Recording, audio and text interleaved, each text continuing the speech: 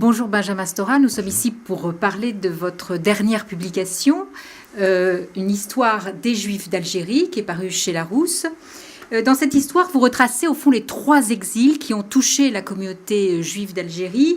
Le premier exil va les conduire hors de la tradition juive en terre d'islam. Le second, c'est hors de la communauté française, entre 40 et 43. Et le 3e exil, c'est hors d'Algérie, à la fin de la guerre d'Algérie. Alors, il faudrait reprendre chacun de ces éléments. En 1830, comme les premiers colons arrivent, il y a 25 000 juifs en Algérie. C'est une présence multimillénaire. Mais cette arrivée des colons va impliquer une grande métamorphose pour ces juifs. Et ce qui est surprenant et que vous racontez, c'est qu'au fond, les colons ont espéré en faire des auxiliaires de la conquête de l'Algérie. Oui, alors les 3 exils que vous avez décrits, bien entendu, je les avais déjà racontés en 2006, dans un livre classique qui s'appelle Les 3 exils. Et donc on reviendra bien sûr là-dessus. Là, il s'agit plutôt d'un livre de photographie de l'histoire, effectivement, des Juifs d'Algérie, sous-titré « De l'Orient à la République », donc aux éditions Larousse, où je reprends effectivement en partie la problématique des exils, mais pas seulement. Il s'agit aussi de montrer la vie quotidienne, il s'agit de montrer bien sûr les événements politiques importants, mais aussi la façon de vivre, la musique, etc., etc. Donc c'est pas dans le même registre. Mais trame, c'est les 3 exils, mais illustrés. D'une certaine manière, c'est ces 3 exils illustrés. Oui, voilà, il y a un peu cette illustration. Et c'est très riche en iconographie, voilà, en documents. Il y a assez peu de texte, c'est vrai, finalement. Eh bien oui, parce que là, il s'agit d'un livre de photographie, à la différence du livre précédent. Mais néanmoins, effectivement, la première séquence, celle des années 1830-1870, grosso modo l'arrivée française, avec jusqu'au décret Crémieux, il y a une iconographie qui est en fait essentiellement des tableaux de peinture, ce qu'on appellerait l'orientalisme, qui a beaucoup intéressé les peintres français, puisqu'il y a énormément de grands peintres français qui se sont intéressés, dont Renoir, qui a peint votre cousine. Une lointaine cousine, mais de ma famille, effectivement, Madame Stora, qui est exposée, le portrait est exposé au musée de San Francisco. Et il y a d'autres grands peintres français, femmes d'Alger dans leur appartement, Delacroix.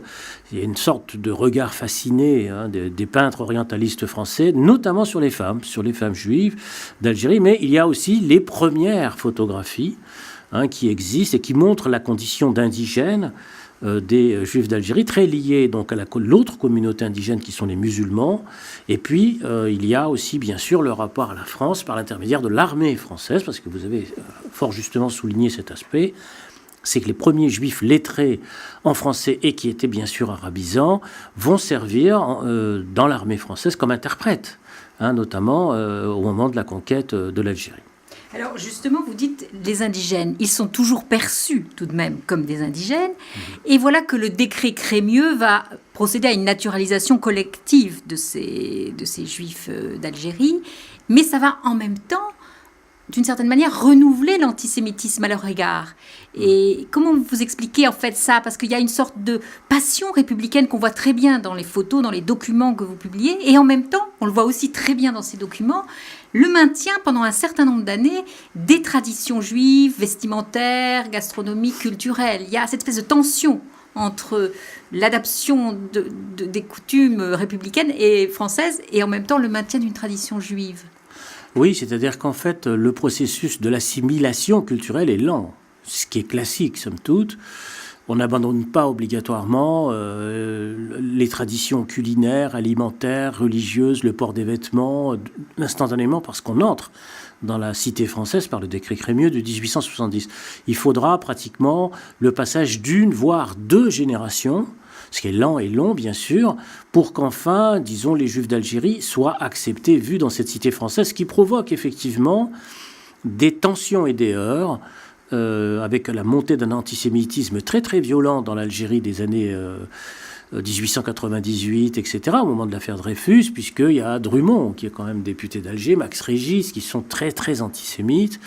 Et les Juifs d'Algérie, en grande partie, vont, en étant français, se réfugier à gauche, c'est-à-dire avec la Ligue des droits de l'homme, qui naît à ce moment-là, bien sûr, dont ils feront massivement partie, et puis aussi, bien sûr, avec le Parti radical, la SFIO de l'époque, qui les protègent, donc les républicains, donc qui sont dans le monde européen sans y être vraiment. C'est-à-dire qu'ils sont encore à la marge de cet univers, en étant et en devenant de plus en plus républicains. C'est-à-dire parce que pour eux, la République les protège, mais ce faisant, ils se séparent de la communauté indigène musulmane. Et donc ça créera aussi, bien sûr, des tensions, des jalousies, etc.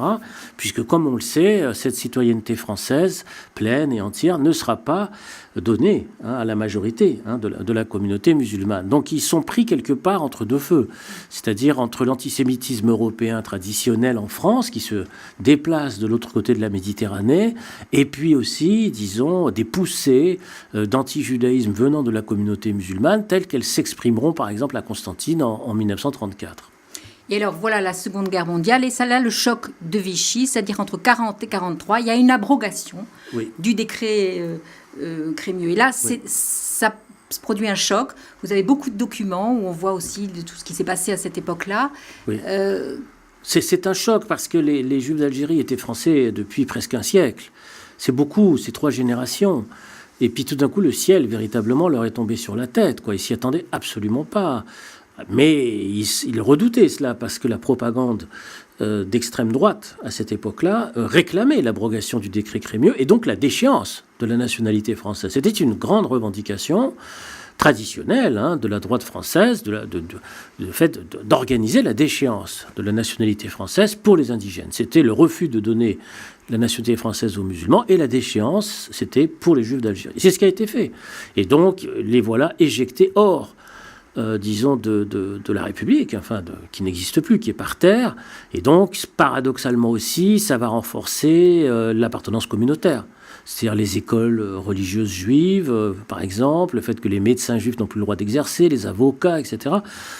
Et puis, heureusement, dans le fond, qu'il y a le débarquement américain de 1942, en novembre 1942, parce que ce débarquement anglo-américain du 8 novembre 1942 va les sauver de ce qui va se passer en France, de ce qui s'est passé en France, c'est-à-dire la déportation massive, parce qu'ils étaient quand même dans des départements français. Donc inévitablement, les questions de déportation commençaient à se poser. Et ce débarquement-là va arrêter. Mais le traumatisme quand même est resté très vif parmi les Juifs d'Algérie, traumatisme très puissant sur le fait de se trouver tout d'un coup, brusquement, du jour au lendemain, hors de la cité française.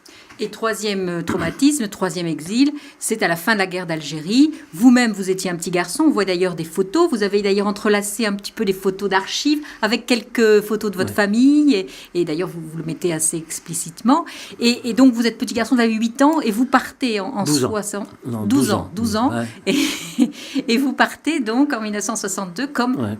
À peu près tous les Juifs d'Algérie. Beaucoup sont partis, effectivement. Ils sont partis vers la France, d'ailleurs, à cause de cette fameuse passion républicaine qui les habitait depuis très longtemps, dans le fond, depuis le décret Crémieux, où il y avait la sensation de l'émancipation, de l'entrée en modernité par l'intermédiaire de la citoyenneté, toutes ces notions-là. Ce qui fait que l'immense majorité, a suivi la France. Beaucoup étaient déjà devenus aussi des fonctionnaires de l'État français, il ne faut pas l'oublier.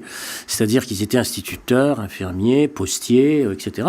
Ils ont suivi l'administration française, ils étaient dans l'administration, et ça c'est très important. Et donc l'arrivée en France, un nouvel exil bien sûr, une grande solitude, un déracinement, là c'est une autre histoire bien sûr qui va commencer pour eux. En tout cas, l'histoire de la guerre d'Algérie, vous l'avez aussi écrite sous forme d'une histoire dessinée, qui est un formidable livre, extrêmement pédagogique, extrêmement vivant, avec des tas de témoignages. Et on y voit aussi le départ donc, des Juifs d'Algérie en 1962. Et vous-même, d'ailleurs, vous témoignez de ce que vous avez vécu. Vous avez aussi témoigné dans Les clés retrouvées, je crois, dans un de vos livres. Dernière question. Au fond, aujourd'hui, cette communauté pieds-noirs juive d'Algérie, en quoi elle se distingue ou pas de la communauté pieds-noirs en général vis-à-vis des grandes questions de société, c'est-à-dire vis-à-vis de la place de la génération issue de l'immigration algérienne, de la place de l'islam. Est-ce qu'il y a une spécificité ou alors elle fait partie de l'ensemble de la communauté pieds-noirs ? Ils ont longtemps fait partie de l'ensemble de la communauté pieds-noirs. Pendant 30 ou 40 ans, ils étaient dans le flot des Européens d'Algérie sans s'en distinguer particulièrement. Mais depuis quelques années, effectivement, il y a un regard beaucoup plus fort qui est porté en direction d'Israël, pour les Juifs d'Algérie en particulier. Un peu, et c'est ce que j'explique, un peu à la façon dont ils regardent quelque part l'Orient. C'est aussi ce retour-là qui les distingue de plus en plus du reste de ce qu'on appelle aujourd'hui la communauté des pieds-noirs, des Européens. Mais ils restent profondément attachés à l'Algérie. Merci.